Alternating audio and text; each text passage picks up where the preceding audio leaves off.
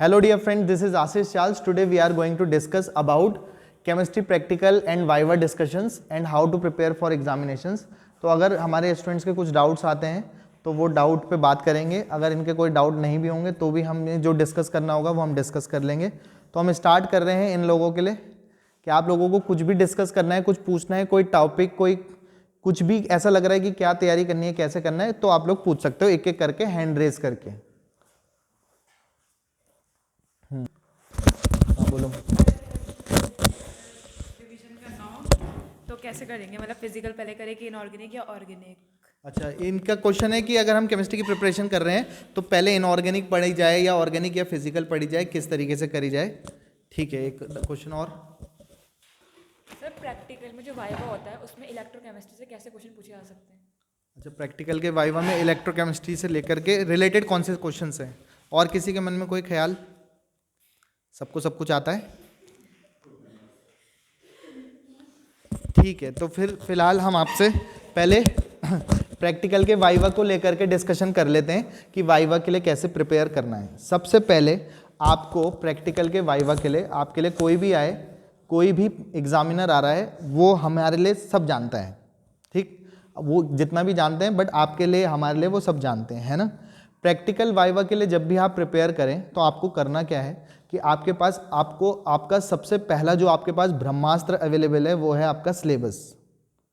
ठीक है, उसके बाद आपको क्या आता है, आपके पास कितनी चीज़ें अवेलेबल है, वो आपके असली वाले ब्रह्मास्त्र हैं जिनको आपको इस्तेमाल करना है.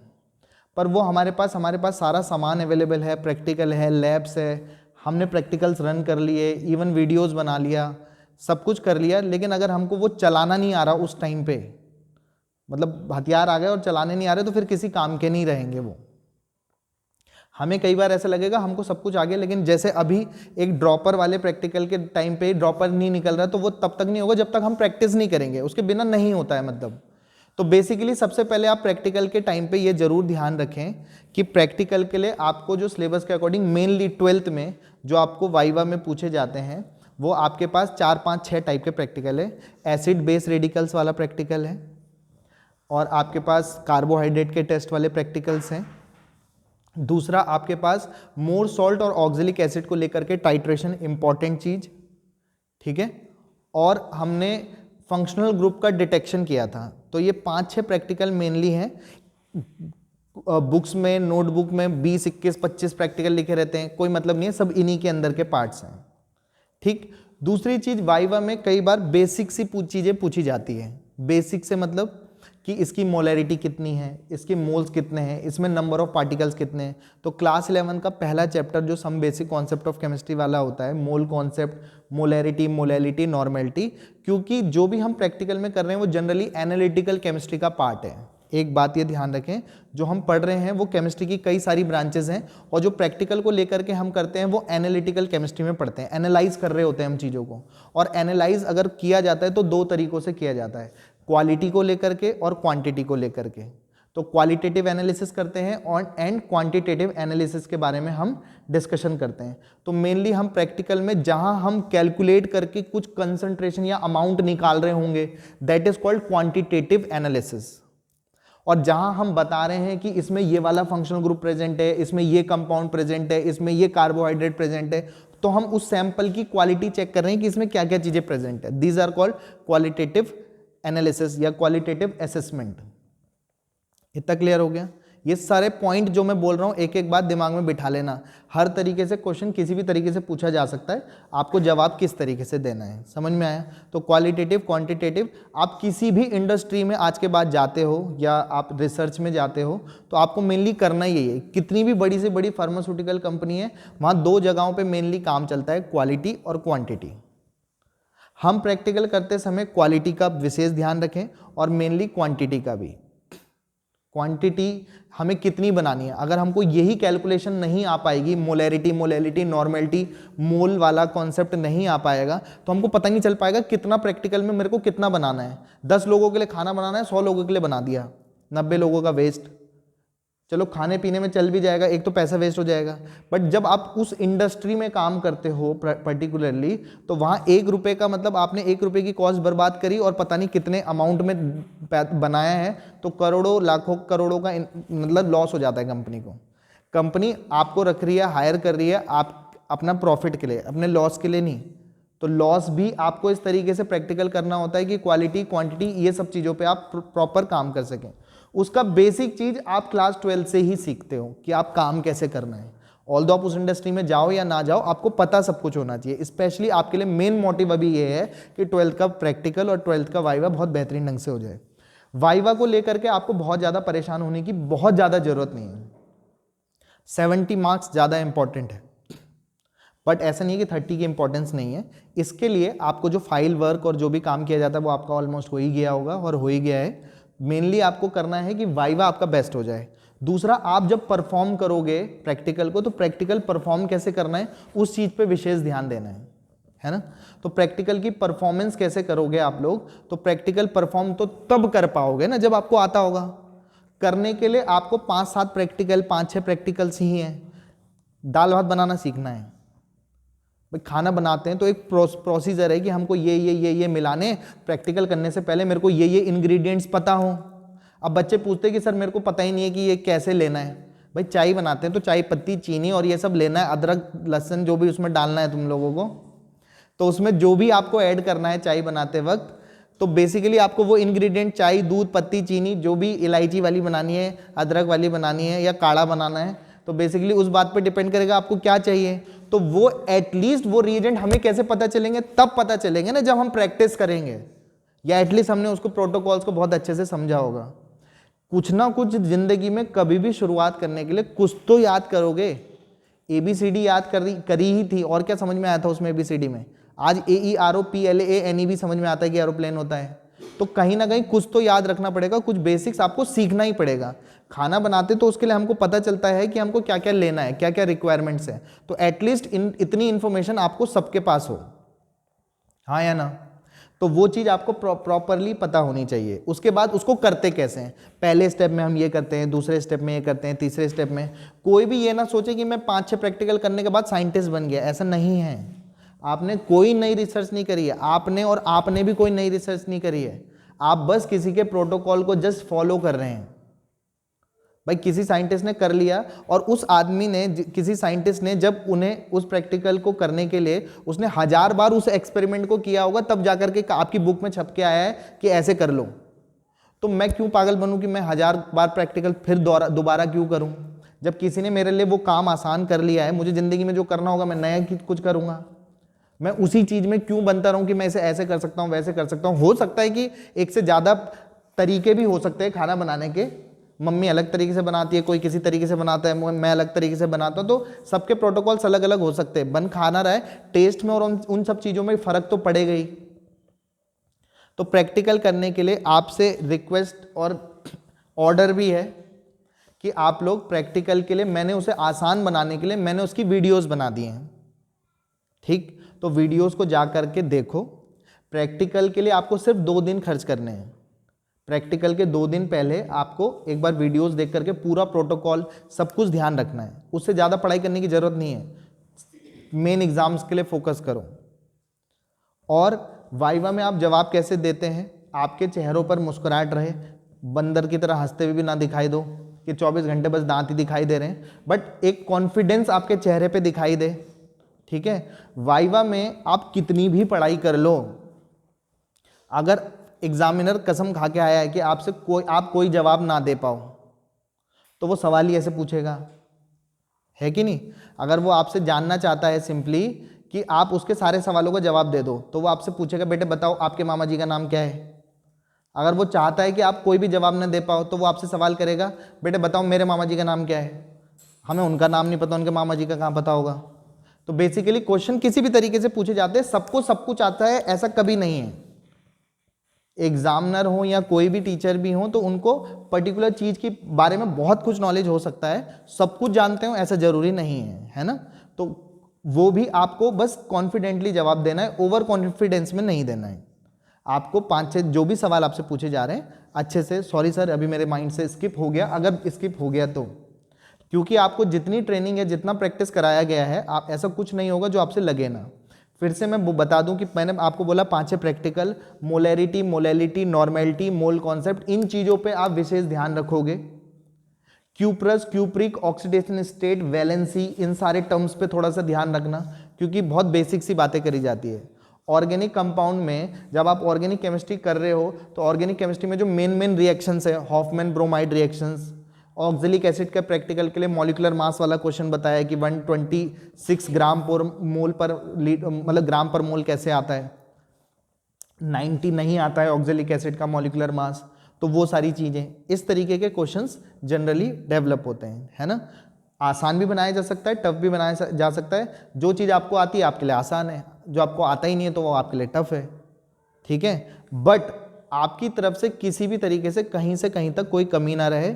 बहुत ज़्यादा परेशान होने की ज़रूरत नहीं है कि मेरे को बस प्रैक्टिकल प्रैक्टिकल प्रैक्टिकल, पता चल रहा वो 70 नंबर का पेपर ही नहीं लग रहा तुमसे, कि मैं तो 1 महीने से प्रैक्टिकल की तैयारी कर रहा था। क्या करोगे उसको? 1 महीने की ज़रूरत है नहीं, 2 दिन लगेंगे। 1 दिन वीडियो देखो, 1 दिन आके दोबारा बुला करके परफॉर्म फिर से करवा लेंगे चाहे तो।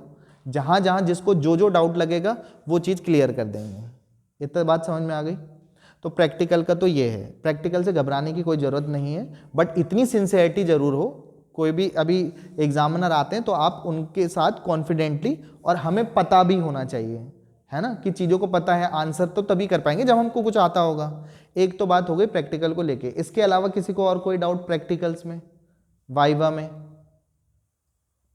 आगे बढ़े, ठीक है। दूसरी चीज उसने कहा कि पेपर आने वाले हैं, सर पेपर की प्रिपरेशन कैसे करें, कि पहले मैं इनऑर्गेनिक करूं, ऑर्गेनिक करूं या फिजिकल करूं। तो पहली बात तो मैं आपको इतना क्लियर कर लूं कि आपके पास इतना टाइम नहीं है कि आप ये सोच रहे हो कि मैं इनऑर्गेनिक करूं, ऑर्गेनिक करूं या फिजिकल करूं, क्योंकि 1 महीने बाद, अभी तक तो आपके प्री बोर्ड चलने वाले हैं, उस प्री बोर्ड में 1 महीने जनवरी चला गया, फेब्रवरी में आपके एग्जाम हैं, तो इनऑर्गेनिक, ऑर्गेनिक, फिजिकल जैसा टाइम आपके पास बचा है नहीं, ठीक।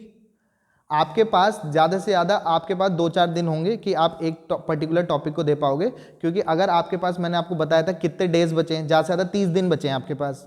अगर मैं पीसीएम को भी बोल लूँ, पैरासीटामोल को, फिजिक्स केमिस्ट्री मैथ्स को, तो फिजिक्स केमिस्ट्री मैथ्स के लिए बाकी तो मैंने हटा ही दिए, फिजिकल, हिंदी, इंग्लिश भी है जिसमें, पर 30 दिन आपके पास अवेलेबल हैं, जिसके लिए 10 दिन केमिस्ट्री, 10 दिन फिजिक्स, 10 दिन मैथ्स, जिसमें आपको हिंदी, इंग्लिश और फिजिकल भी करना पड़ेगा। तो 30 डेज में, और 30 डेज भी कहाँ है, फेब्रवरी में तो 27 से एग्जाम है आपके, जनवरी पूरे प्री बोर्ड में निकल जाएगा, 19 से एग्जाम है हिंदी वाले, मेन सब्जेक्ट वाला 27 से है केमिस्ट्री वाला। तो बेसिकली 19 से एग्जाम है, तो 15 दिन है फिर तो। अब 15 दिन है तो खुद सोच लो कि कौन से इनऑर्गेनिक, कौन से ऑर्गेनिक और कौन से फिजिकल को है। आपने जितनी पढ़ाई कर ली है अब तक, एक्स्ट्रा पढ़ने की जरूरत है नहीं।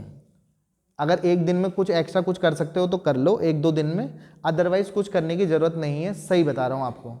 आपको जो काम करना है मेन एग्जाम्स की प्रैक्टिस के लिए, वो सिर्फ करना है 10 साल के sample paper, question paper, previous year paper, उनको सॉल्व करने हैं।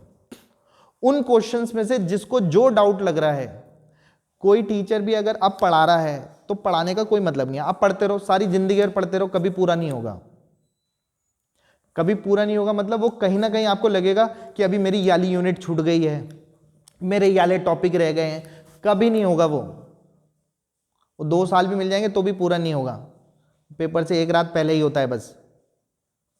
तो बेसिकली उन सब के लिए आपको बस इतना काम करना है कि 10 ईयर्स के सैंपल पेपर जितने हैं, सीबीएसई के प्रीवियस ईयर वाले हो गए, अब आपके पास अवेलेबिलिटी बहुत अच्छी है। आप प्ले स्टोर में जाकर के सीबीएसई के 12 पेपर सर्च करते हो तो आपके पास 10 साल के पेपर अवेलेबल हो जाते हैं। नहीं तो अरिहंत की बुक आती है, ओसवाल की बुक आती है, सॉल्व्ड पेपर वाली आती है, अनसॉल्व्ड वाली पेपर आती है। थोड़े से पैसे और खर्च कर लो, 300-500 पर बुक पे, तो वो भी आपको जो पेपर अवेलेबल हो जाएंगे उसमें सॉल्व्ड भी रहता है। अगर नहीं भी रह रहा है तो अब आप जब एक सैंपल पेपर सॉल्व करोगे, और प्रैक्टिस ऐसी करनी है, ये मत सोचना कि बस मैंने पढ़ा, इसका आंसर ये है, इसका आंसर ये, कॉपी में लिख के करो, क्योंकि आपको ये भी देखना है कि 3 घंटे का पेपर है तो वो आपका 2.5 घंटे में निपटता हो, इतनी तैयारी आपकी हो जानी चाहिए। 3 घंटे आपके मिलने हैं तो उस 3 घंटे में आपको 2 घंटे, 2.5 घंटे में आपका पेपर निपट जाना चाहिए।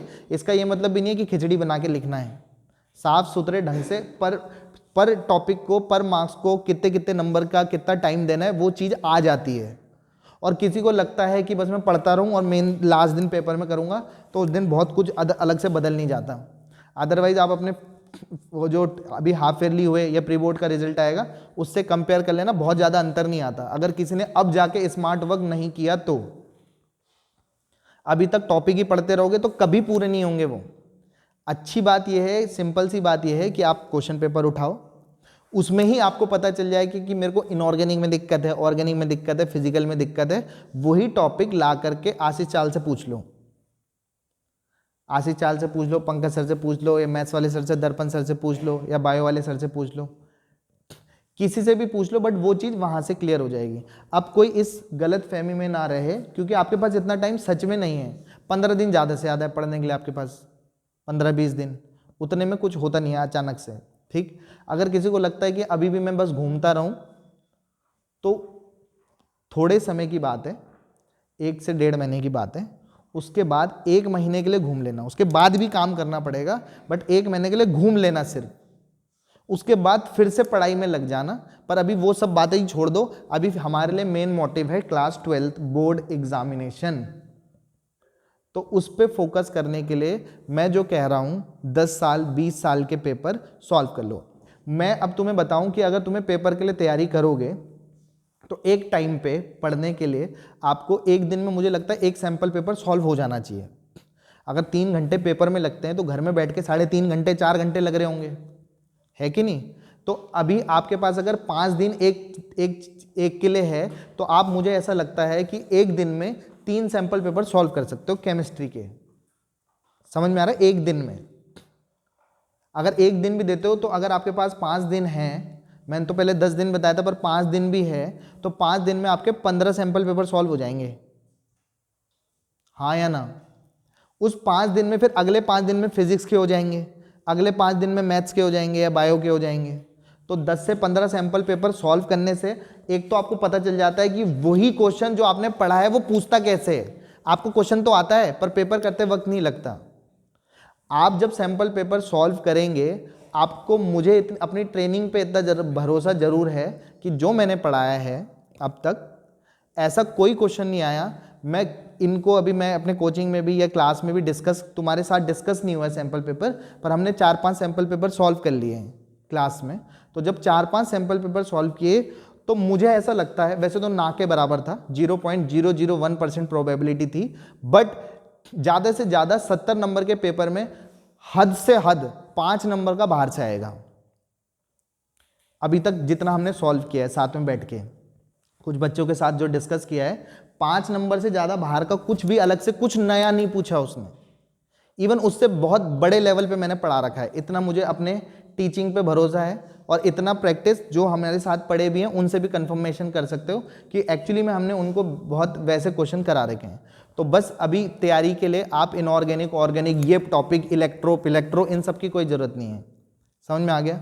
वाइवा में आपसे, क्योंकि जब आपका प्रैक्टिकल होगा तो एक तो आपको प्रैक्टिकल हैंड स्ट्रॉन्ग रखना है, प्रैक्टिकल तो रखना ही रखना है, साथ में आपको ये थ्योरेटिकल वाला भी स्ट्रॉन्ग रखना है, क्योंकि वो आपसे सिर्फ प्रैक्टिकल का पूछे जरूरी नहीं है,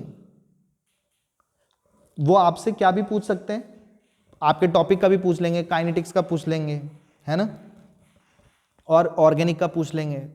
ऑर्गेनिक रिएक्शन की प्रिपरेशन के लिए मैंने आपको 2 चार्ट पेपर प्रोवाइड करवाए हैं जिसमें पूरी ऑर्गेनिक की समराइजिंगली, आप उतना भी कर लोगे आपका क्वेश्चन उससे बाहर आ नहीं रहा, कुछ चीजों को छोड़ के जो मैंने अलग से करवाई हैं। एनसीईआरटी सारे लगा लो, ऑर्गेनिक में मतलब हो ही नहीं सकता कि आपसे कुछ भी बाहर से आ जाए।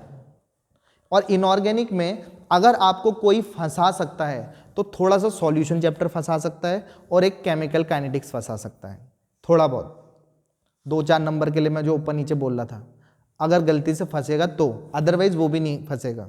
इतना तो पढ़ाया कि क्वेश्चंस लग जा रहे थे सारे, ठीक है।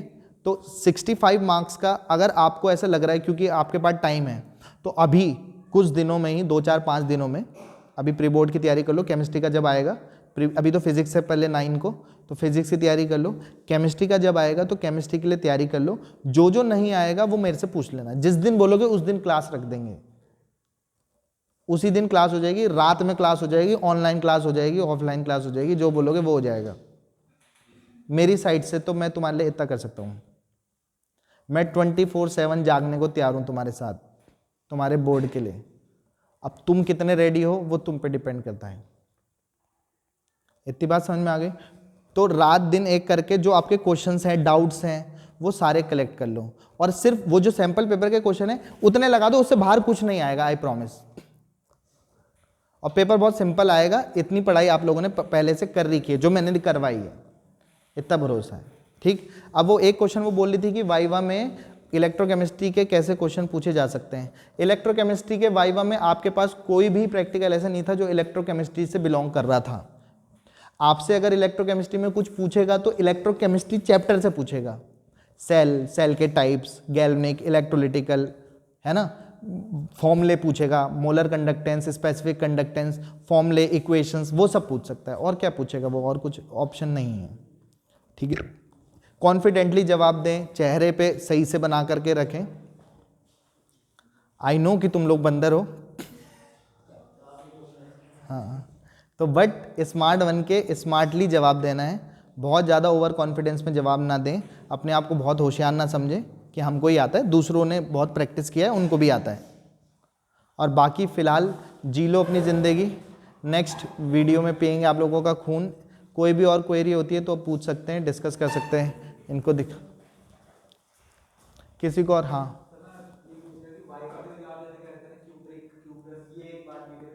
अच्छा ठीक है, वाइवा के लिए ये पूछ रहे हैं कि क्यूप्रस, क्यूप्रिक वगैरह इन सब में क्या डिफरेंशिएट होता है। ये सारा खेल ऑक्सीडेशन स्टेट का है। जैसे हमारा जब कॉपर +1 ऑक्सीडेशन स्टेट में होता है, Cu+1, इसको कहते हैं क्यूप्रस। क्या कहते हैं?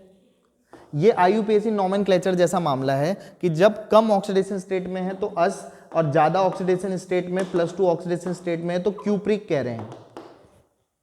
स्टेनस, स्टेनिक, है ना, ferrous, ferric, ferrous oxide +2 oxidation state, ferric oxide +3 oxidation state. तो सिर्फ +2 +3 का ही चक्कर नहीं है, मतलब कम ऑक्सीडेशन स्टेट के लिए अस कह रहे हैं, ज़्यादा ऑक्सीडेशन स्टेट के लिए इक कह रहे हैं। जैसे हम एसिड बेस सॉल्ट एनालिसिस की बात करते हैं तो NO2 निगेटिव को हमने क्या कहा है वहाँ पे, NO3 निगेटिव को नाइट्रेट कहते हैं, NO2 निगेटिव को नाइट्राइट कह रहे हैं, SO4 2 निगेटिव को सल्फेट कह रहे हैं, SO3 2 निगेटिव को सल्फाइट कह रहे हैं।